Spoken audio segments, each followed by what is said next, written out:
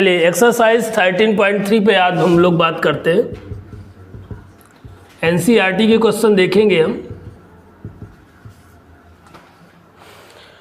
तो जब हम 13.3 की बात करते हैं तो हमारा फर्स्ट क्वेश्चन क्या है?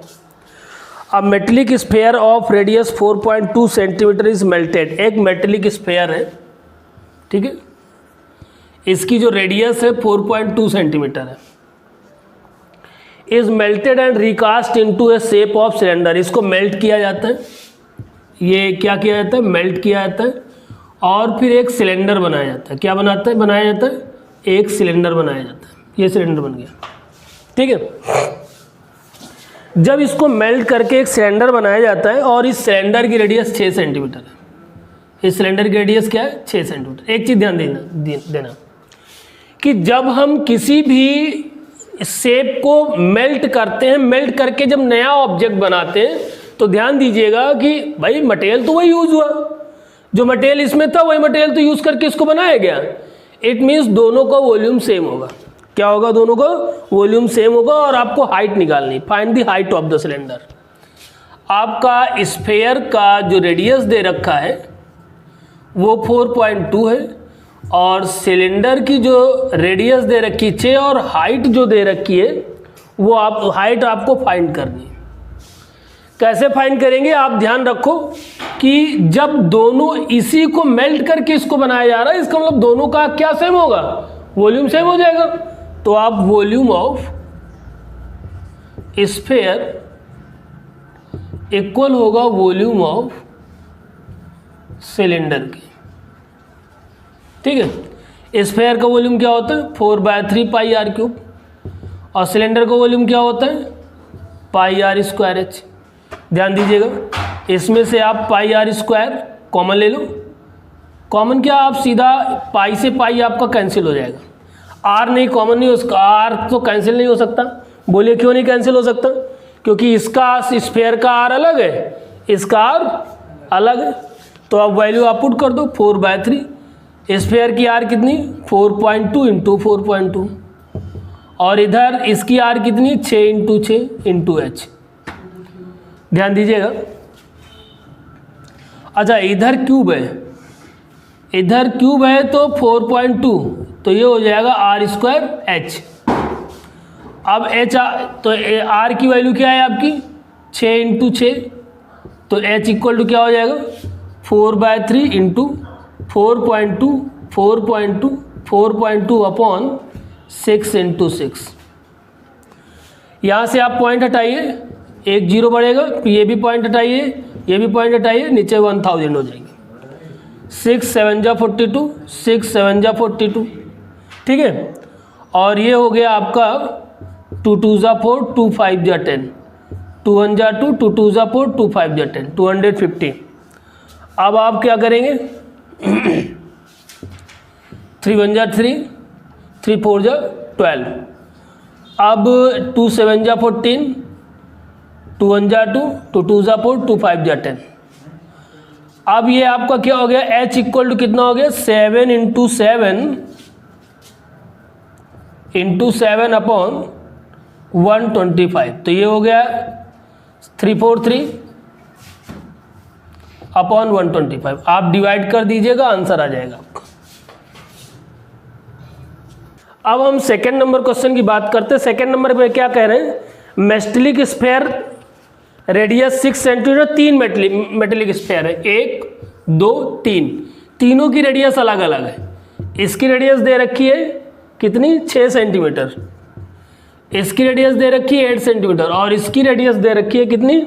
10 सेंटीमीटर। तीनों की अलग अलग रेडियस दे रखी है।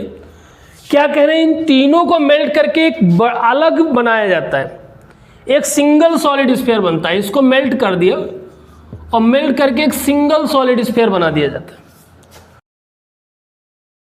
चलिए, तो ये जब हम तीनों को मेल्ट करेंगे, मेल्ट करके एक बनेगा। तो इसका पहले वाले का रेडियस कितनी हो जाएगी? R1, इसकी मान ली R2 और इसकी मान ली R3 और इसकी हमने कैपिटल R मान रखी। तो R1 कितना है हमारा?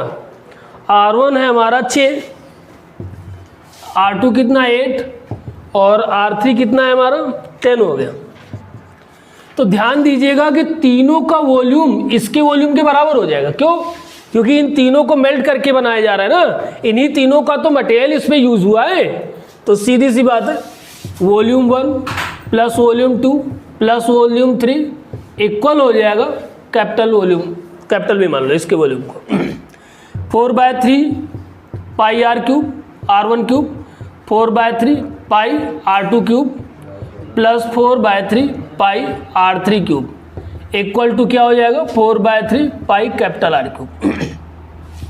4/3 पाई आप कॉमन ले लो तो क्या हो जाएगा R1 cube plus R2 cube plus R3 cube equal to 4/3 pi capital R cube. 4/3 pi cancel हो जाएगा। R1 की वैल्यू हो जाएगी 6 का क्यूब, R2 8 का क्यूब और R3 10 का cube equal to R cube. ध्यान दीजिएगा यहाँ पे ये हो जाएगा 216 और 8 का क्यूब 512 और 10 का क्यूब 1000 R क्यूब। इन तीनों को सम करोगे 1728 इक्वल टू R क्यूब। ठीक है, तो R इक्वल टू आप इसका क्यूब रूट निकाल लो 1728 का, तो R कितना हो जाएगा 12 और इसका रेडियस ही पूछ रहे थे। क्वेश्चन की बात करते हैं तो थर्ड नंबर क्वेश्चन में क्या करें, 20 meter deep well with diameter 7 meter. एक 20 मीटर डीप वेल है, ये वेल है, कितना डीप है 20 मीटर डीप है। डीप मतलब इसकी हाइट 20 दे रखी। इसकी हाइट कितनी दे रखी सिलेंडर की, इसकी हाइट 20 दे रखी है और फिर क्या कह रहे हैं डायमीटर 3 है, डायमीटर 3 मीटर है, तो रेडियस कितनी हो जाएगी 3/2। रेडियस कितनी हो जाएगी 3/2। सॉरी, डायमीटर 7 मीटर दे रखा, हमने 4th नंबर क्वेश्चन देख लिया। डायमीटर जो इसकी दे रखी है वो 7 मीटर दे रखी, तो रेडियस कितनी हो जाएगी इसकी 7/2। ठीक है, डेसिमल में नहीं करना, ज़्यादा आसान होता है ऐसे सॉल्व करने में। अब क्या करिए, कह रहे हैं इसको, इसकी जो मिट्टी है खोदने के बाद एक प्लेटफॉर्म बना दिया जाता है और वो भी रेक्टेंगुलर प्लेटफॉर्म है। रेक्टेंगुलर प्लेटफॉर्म है जो 22 × 14 का है। अब कह रहे हैं find the height of the platform. Rectangular है मतलब क्यूबॉइड का शेप का बनेगा, चबूतरा टाइप में, तो इसका मतलब इसकी हाइट निकालनी। तो हमने क्या हुआ था, एक चीज ध्यान देना कि जो मिट्टी है कहाँ से निकाली गई, इसी कुएं से निकाली गई। तो इसका मतलब इस कुएं का वॉल्यूम, ये जो चबूतरा टाइप बनेगा इसके वॉल्यूम के बराबर हो जाएगा ना, क्योंकि मिट्टी तो यही यूज की गई है ना इसको बनाने में। तो सीधी सी बात है, वॉल्यूम ऑफ सिलेंडर इक्वल होगा वॉल्यूम ऑफ क्यूबॉइड के। सिलेंडर का वॉल्यूम क्या है πr²h, क्यूबॉइड का वॉल्यूम क्या है length into breadth into height. अब ध्यान दीजिएगा, पाई 22/7, आर क्या है 7/2 इंटू 7/2। हाइट कितनी दे रखी है 20 मीटर और इधर length into breadth 22 into 14 into H. ध्यान दीजिएगा 7 कैंसिल हो गया, 2 1 जा 2, 2 1 जा 2, 2 10 जा 20। यहाँ कितना बज रहा है आपका 11 into 7 into 10 equal to 22 into 14 into h. ठीक है ना, तो एच इक्वल टू क्या हो जाएगा 11 इंटू 7 इंटू 10 मल्टीप्लाई पे है, डिवाइड पे लाओगे इसको आप 7 1 जा 7, 7 2 जा 14, 11 1 जा 11, 11 2 जा 22, 2 5 जा 10, तो h equal to 5/2, h equal to 5/2, तो h इक्वल टू कितना हो गया 2.5 मीटर। चलिए अब हम बात करेंगे नेक्स्ट क्वेश्चन की। 4th नंबर आपका क्वेश्चन है, a well of diameter 3 meter. एक कुआं है, वेल है आपका, इसका डायमीटर 3 मीटर का है। तो ध्यान दीजिएगा रेडियस कितना हो जाएगा 3/2 मीटर। डायमीटर 3 मीटर है, इज डग 14 मीटर डीप, और ये कितना डीप है? 14 मीटर डीप। मतलब मान लो आप हाइट होती है, क्या होती है? हाइट होती है। 14 मीटर डीप है, सिलेंडर बना हुआ है। जो वेल होता है वो सिलेंड्रिकल होता है, सिलेंडर के शेप में होता है। बात ना करो, वो सिलेंडर के शेप में होता है। अर्थ इज टेकन, और अर्थ मतलब मिट्टी, इसकी मिट्टी जो है डग करके जो है इसी के चारों ओर एम्बैंकमेंट बना दिया गया इस तरह से। जैसे ये आपका वेल है, इस वेल के चारों ओर एक एम्बैंकमेंट बना दिया गया। गांव में देखा होगा कि चबूतरा, इसमें थोड़ा सा ड्राइंग कम बना पाता हूँ, तो गांव में देखा होगा चबूतरे टाइप का बना होता है, जिस पे खड़े होके हम पानी निकालते हैं कुएं से, चबूतरा टाइप देखा होगा। तो वही चबूतरा एम्बैंकमेंट है। अभी जो पिछले वाले क्वेश्चन में चबूतरा था वो रेक्टेंगुलर शेप में था, क्यूबॉइड शेप में। इसमें जो बन रहा है वो क्या बन रहा है? वो सर्कुलर बन रहा है। सर्कुलर है इसका मतलब वो सिलिंड्रिकल है, क्योंकि हाइट होगी ना एम्बैंकमेंट में। कोई भी सर्कुलर शेप, सॉलिड शेप होगा तो उसमें हाइट होगी, हाइट होगी इट मीन्स वो फिर सिलेंडर है। जैसे आप कॉइन को देखते हो, कॉइन सिलिंड्रिकल होता है क्योंकि उसमें हाइट होती है। तो अब हमें क्या कह रहे हैं कि जो इसकी मिट्टी थी वही इस चारों, इस सिलेंडर के चारों लगा दी गई, कुएं के चारों ओर।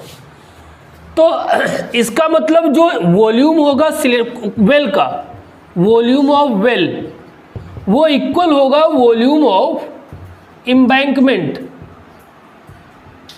किसके बराबर होगा? एम्बैंकमेंट के बराबर होगा। तो वेल सिलिंड्रिकल है तो इसका वैल्यू क्या हो जाएगा? पाई आर स्क्वायर एच, वॉल्यूम का फॉर्मूला। और एम्बैंकमेंट भी सिलिंड्रिकल है, लेकिन एक चीज ध्यान देना, यहां पे ध्यान दो कि जब हम इस एम्बैंकमेंट का वॉल्यूम निकालेंगे तो पहले यहां से यहां तक का वॉल्यूम और फिर यहां से यहां तक का वॉल्यूम, यहां से यहां तक का वॉल्यूम, और उन दोनों के वॉल्यूम को जब माइनस करेंगे तब इस पोर्शन का वॉल्यूम निकलेगा। किस पोर्शन का वॉल्यूम निकलेगा? इस पोर्शन का, एम्बैंकमेंट का वॉल्यूम निकलेगा। ठीक है ना? तो पाई क्या करोगे, यहां से यहां को आप मान लो कैपिटल आर मान लो, या R1 मान लो, आप छोड़िए, यहां R1 मान लो, तो ये R1 का स्क्वायर, और इसको आप यहां से यहां तक, यहां से यहां तक कह दो आप। अब ये फिगर बना हुआ है, इसमें दूरी कम लग रही है, इसकी दूरी ज़्यादा लग रही, पर वो बराबर है दोनों।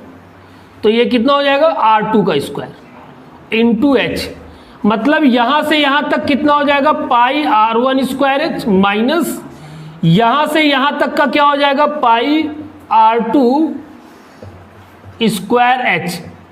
तो इसमें पाई एच कॉमन हो गया, तो R1 का स्क्वायर माइनस R2 का स्क्वायर, ये चीज है। ये बात को समझना।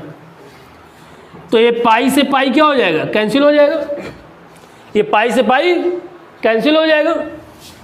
तो यहाँ पे इस सिलेंडर, ये जो सिलेंडर है, इस सिलेंडर का जो कितना है रेडियस? 3/2, तो 3/2 इंटू 3/2, और इसकी हाइट 14, मतलब ये 14 दे रखी है, तो ये हो गई 14। और फिर R1 का स्क्वायर, ध्यान दीजिए यहाँ से यहाँ तक, तो ये R1 जो नई बनेगी एम्बैंकमेंट की, जो यहाँ से पूरे एम्बैंकमेंट की जो रेडियस होगी वो न्यू रेडियस आपकी R1, ध्यान दीजिएगा। यहाँ से यहाँ तक तो इसी सिलेंडर की रेडियस हो गई ये या ये कहो, तो ये तो है तुम्हारी 3/2 मतलब 1.5, इसको डिवाइड करो 2 को 3 से तो 1.5।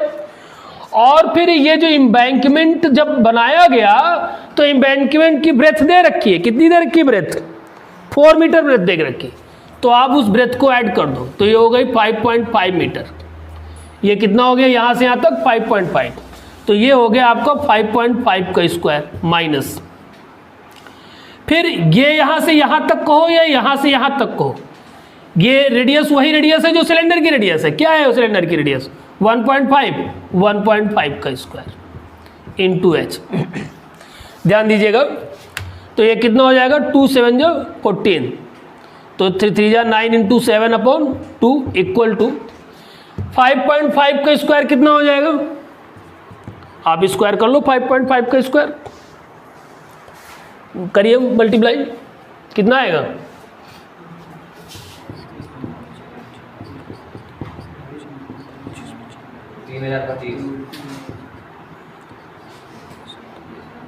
हाँ 3025।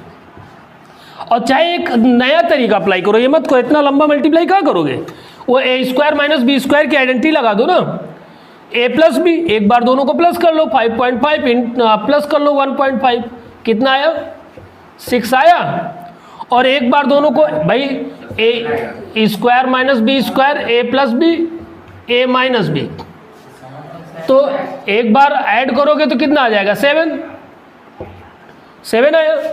और फिर a माइनस बी एक बार माइनस कर दो, तो 5.5 में जब 1.5 माइनस करो कितना आ जाएगा? 4 इंटू 4 कर दो। तो ये आसान रहा है, उतना लंबा मल्टीप्लाई कहाँ करोगे?